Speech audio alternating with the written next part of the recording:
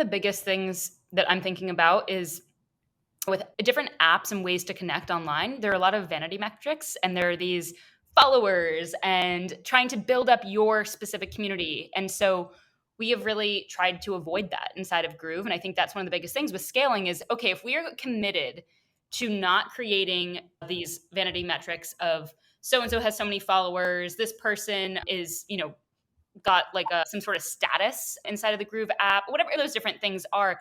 How do we do that in a way that feels good, in a way that doesn't feel like gamifying it, like, oh, I've got to hit 100 grooves in order to level up and get to the next level, or only people at 500 get to unlock X, Y, and Z.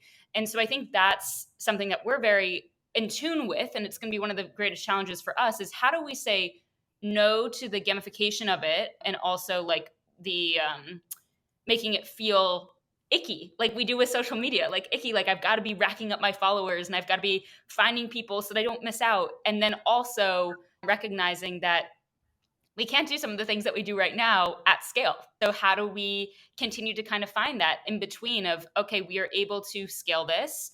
One of the things that we're working on right now is a really interesting feature that basically inside of Groove, by simply showing up to Groove, you are creating your own circle or orbit, as we're calling it, inside of the Groove app. And so that's really interesting because as you are showing up, it's not extra work on you. And so I think those types of things are going to be interesting is how do you make it low lift and not have people spending time on things that aren't important. So that's one thing. And then the other thing is I would say is like, I think with scaling intimacy, one of the biggest challenges too is how do you find your people when you show up? And how do you make it so easy for people to find their people that they stick around and that their experience is so sticky that they want to keep finding more people?